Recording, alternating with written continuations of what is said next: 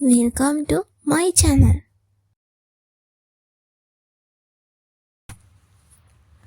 කොහොමද ඔයාලා හැමෝම සතුටින් පරිස්සමින් ඉන්නවා නේද? ඔයාලා හැමෝම ආදරෙන් පිළිගන්නවා මගේ channel එකට. මම Yellow Girl. අපි කලින් කතා කරානේ යෝග ව්‍යායාම ගැන.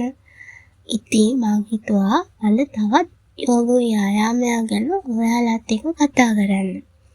අද අපි කතා කරන්නේ පාර්වතාසනය ගැන. අපි මුලින්ම බලමු මොකද මේ පාර්වතාසනය කියන්නේ කියලා. පාර්වත කියන්නේ තේරුම කන්දනේ.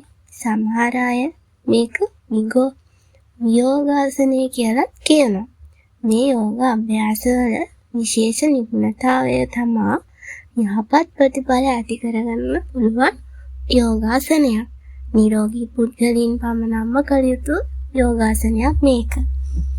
දැන් බලමු කොහොමද අපි මේ පාර්වතාසනයේ ඉන්නේ කියලා. පద్මාසනාරූಢව ඉඳගෙන අත්වල හා අත්ලෙහි සන්ධි හා බාහුව සමගින් මුදුන දෙසට අදින්න. දෑතල බාහුව හිසට පිටුපසින් තිබිය යුතුයි. සමහරු මේ ආසනය මෙලෙස වීරාසනය කියන ආකාරයටත් කරනවා. නමුත් වීරාසනයට වඩා පద్මාසනාසනය තමයි ඉතාමත්ම වැඩිපුර ප්‍රතිඵල ලබා ගන්න පුළුවන් වෙන්නේ. හරි, අපි දැන් බලමු මේ පාර්වතාසනයෙන් අපට අත්වන ප්‍රතිඵල මොනවද කියලා. බාහුව දෙක වෙනස් නොවි ඍජුව තබා ගැනීමෙන් අපගේ හුස්ම ගන්න වාතය ගොඩක් පිරිසිදු වෙනවා.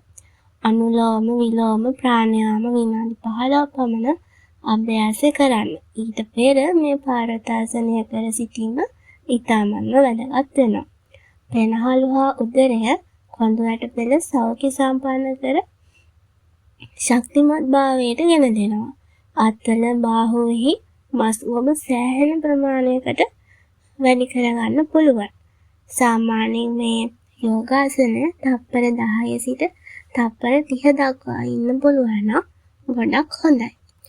ඉතින් මම හිතනවා ඔයාලට අද මේ ආසනය ගැන ගොඩක් ඉගෙන ගන්න පුළුවන් වුණා කියලා. ලොකු දැනුමක් ලබා ගන්න පුළුවන් වුණා කියලා. ඉතින් ඉදිරියටත් මේ වගේ වැදගත් යෝගාසනයක් ගැන කතා කරන්න බලාපොරොත්තු වෙන අදට මම ගිහින් යන්නම්. මතක ඇතුව මාව subscribe කරන්න.